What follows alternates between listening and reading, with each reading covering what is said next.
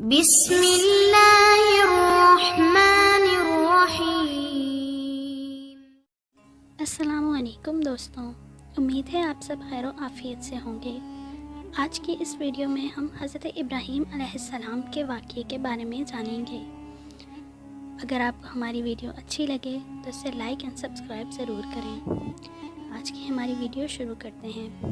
اس موقع پر ابراہیم نے السلام علیکم کہا اور کہا کہ میں آپ کے لیے اپنے پروردگار سے بخشش طلب کروں گا، بے شک وہ مجھ پر مہربان ہے۔ حضرت ابراہیم علیہ السلام کی قوم کا عید کا دن قریب آیا۔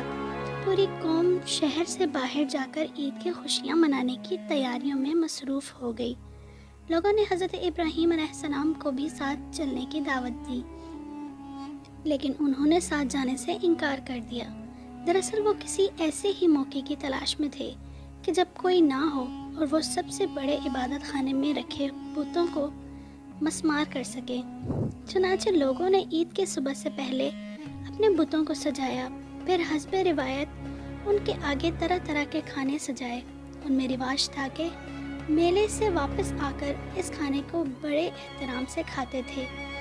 اس کام سے فارغ ہو کر سب لوگ شہر سے باہر میلے میں چلے گئے تو حضرت ابراہیم علیہ السلام کلہاڑا لیے بت خانے میں داخل ہوئے۔ قرآن پاک میں اللہ تعالیٰ ارشاد فرماتا ہے، حضرت ابراہیم علیہ السلام چھپتے چھپاتے ان کے معبودوں کے پاس گئے اور فرمانے لگے، تم کھاتے کیوں نہیں؟ تمہیں کیا ہو گیا ہے؟ تم بولتے کیوں نہیں؟ پھر ان کو دائیں ہاتھ سے مارنا اور توڑنا شروع کر دیا۔ جب تمام بت توڑ دیے تو آپ نے کلہاڑا بڑے بت کے کندھے پر لٹکا دیا اور گھر واپس آ گئے۔ شام کو لوگ خوشی خوشی میلے سے واپس آئے اور بتوں کے پاس پہنچے تاکہ کھانا تناول فرمائے، لیکن وہاں کا تو منظر ہی ہیبت ناک تھا۔ سب بت اونھے پڑے تھے۔ یہ منظر دیکھ کر وہ غصے سے پاگل ہو گئے۔ ان میں سے بہت سو کو یقین تھا کہ یہ کام ابراہیم علیہ السلام ہی نے کیا ہوگا۔ قرآن پاک میں ارشاد فرمایا گیا ہے، لوگوں نے کہا کہ ہم نے ایک نوجوان کو ان کا ذکر کرتے ہوئے سنا ہے، اسے ابراہیم کہتے ہیں۔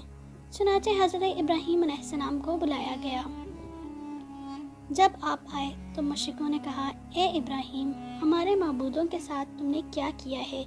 ابراہیم علیہ السلام نے کہا، یہ ان کے بڑے بت نے کیا ہوگا، اگر وہ بولتے ہوں تو ان سے پوچھ لو۔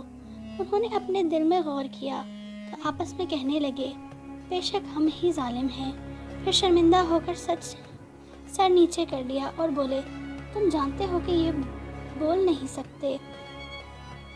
ابراہیم علیہ السلام نے کہا، پھر تم اللہ کو چھوڑ کر کیوں ایسی چیزوں کو پوچھتے ہو جو تمہیں کچھ فائدہ دے سکیں اور نہ نقصان؟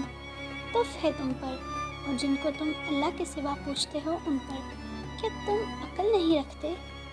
بتوں کو توڑنے کا عمل نمرود اور اس کی قوم کے نزدیک ناقابل معافی جرم تھا، لہٰذا انہوں نے فیصلہ کیا کہ حضرت ابراہیم علیہ السلام کو اتنی سخت اور عبرتناک سزا دی جائے کہ آئندہ کسی کو بت کی بے حرمتی کی ہمت نہ ہو۔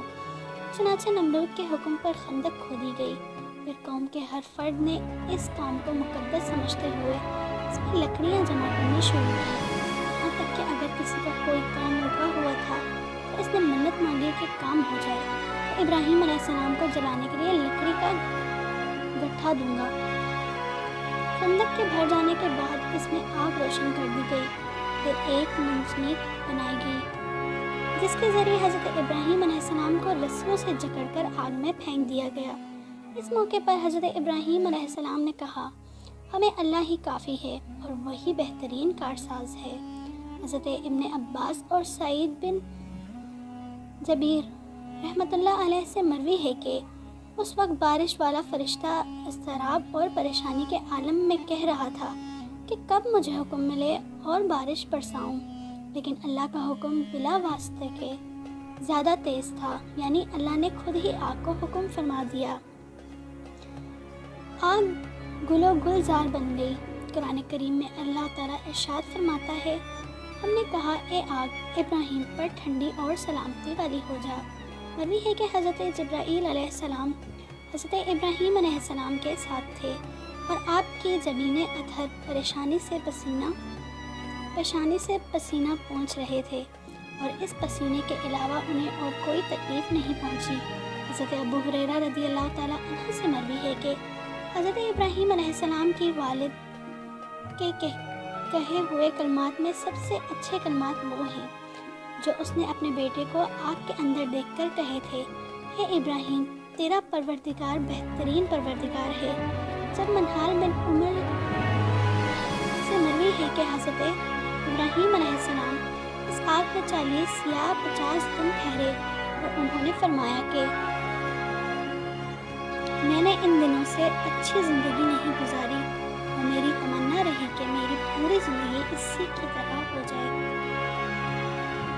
حضرت ام شریک سے مروی ہے کہ رسول اللہ صلی اللہ علیہ وسلم نے چھپکلی کے مارنے کا حکم دیا اور فرمایا کہ یہ ابراہیم علیہ السلام پر جلنے والی آگ کو پھونک مار رہی تھی۔ مسند احمد میں حضرت عائشہ رضی اللہ تعالیٰ عنہ سے روایت ہے کہ رسول اکرم صلی اللہ علیہ وسلم نے فرمایا: چھپکلی کو مارو، کیونکہ وہ ابراہیم علیہ السلام پر آگ کو پھونکے مار رہی تھی۔ راوی کہتے ہیں کہ پھر سیدہ عائشہ رضی اللہ تعالیٰ عنہ بھی ان کو مارتی تھیں۔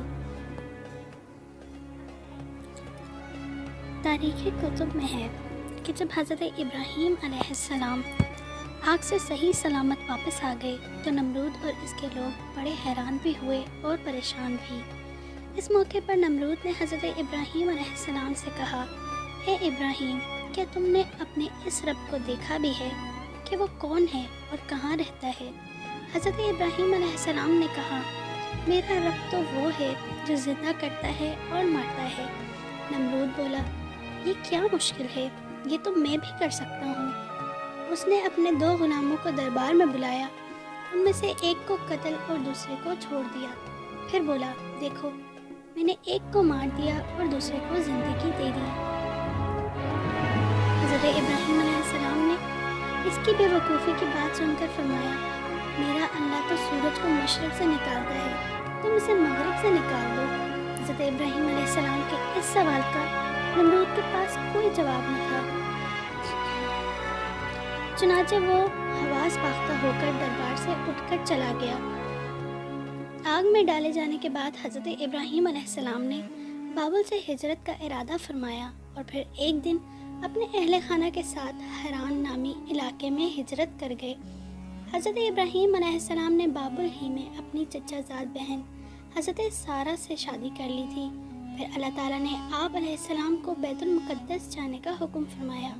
اس وقت آپ علیہ السلام کی عمر 75 سال تھی۔ بیت المقدس میں کچھ عرصہ قیام کے بعد آپ مصر ہجرت کر گئے۔ حضرت سارہ فرعون کے دربار میں حضرت ابراہیم علیہ السلام جس وقت مصر پہنچے تو وہاں فرعون کی حکومت تھی، اور عمر بن امرتی الکیس وہاں کا فرعون بادشاہ تھا، جو نہایت عیاش، ظالم اور جابر تھا۔ کسی نے بادشاہ کو بتایا کہ ہمارے شہر میں ایک پردیسی آیا ہے جس کے ساتھ ایک حسین و جمیل عورت بھی ہے۔ فرعون نے یہ سن کر فوری طور پر حضرت ابراہیم علیہ السلام کو دربار میں طلب کیا اور حضرت سارہ کے بارے میں سوال و جواب کیے۔ حضرت سارہ اللہ تعالیٰ کی برگزیدہ بندی تھیں اور انہیں اپنے اللہ پر بڑا یقین تھا، چنانچہ وہ طلب کرنے پر بادشاہ کے پاس تشریف لے گئی۔ بادشاہ نے جب انہیں دیکھا تو خود پر قابو نہ رکھ سکا، وہ برے ارادے سے انہیں پکڑنے کے لیے آگے بڑھا۔ حضرت سارہ اس وقت اپنے رب سے دعا میں مصروف تھی۔ جیسے ہی فرعون آگے بڑھا، اس کے قدم زمین میں دھنس گئے۔ بادشاہ بدحواس ہو گیا اور جلدی سے بولا: تم میرے لیے اپنے اللہ سے دعا کرو، میں تمہیں کوئی تکلیف نہیں پہنچاؤں گا۔ حضرت سارہ نے دعا فرمائی کہ اے اللہ، اگر یہ مر گیا تو کہا جائے گا کہ میں نے اسے قتل کیا ہے۔ اے اللہ، تو اسے آزاد کر دے۔ اس دعا کے بعد اللہ نے اسے آزاد کر دیا، لیکن وہ اپنی حرکت سے باز نہ آیا۔ دوبارہ آگے بڑھا تو مزید اندر گھس گیا۔ اس نے پھر دعا کے لیے کہا، حضرت سارہ نے دعا کی، وہ پھر آزاد ہو گیا۔ راوی کہتے ہیں کہ تیسری یا چوتھی بار میں وہ پکار اٹھا اور اپنے درباریوں سے کہا کہ تم میرے پاس کسی انسان کو نہیں لائے ہو۔ پھر اس نے حضرت سارہ کو عزت و احترام سے رخصت کیا۔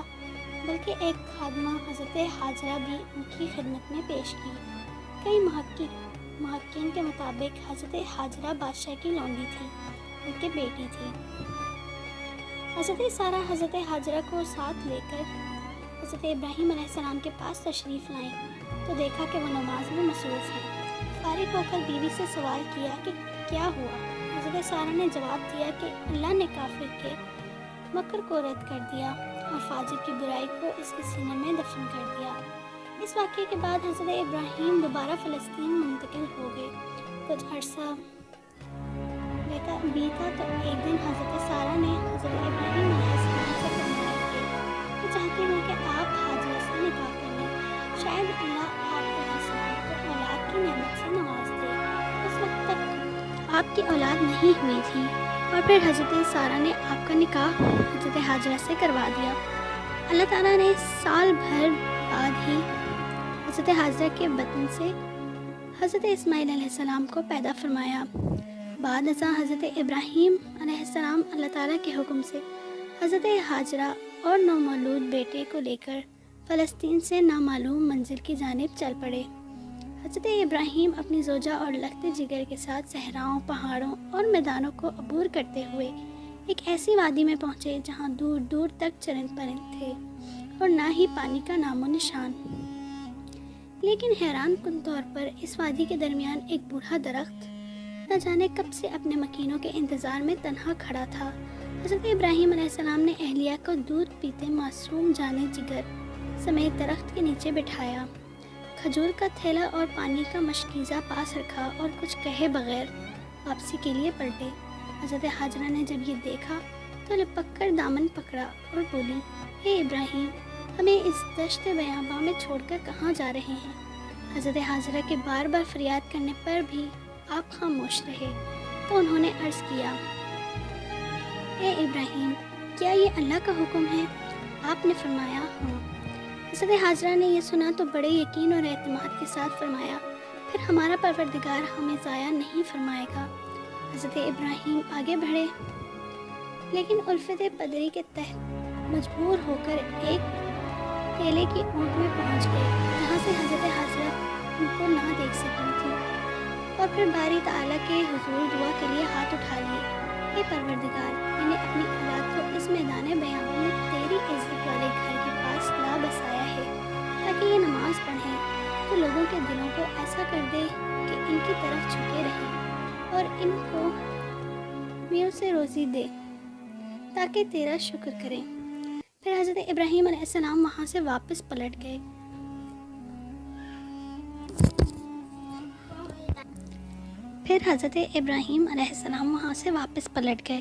हज़रत हाजरा पर अल्लाह की रहमत साया फगन थी।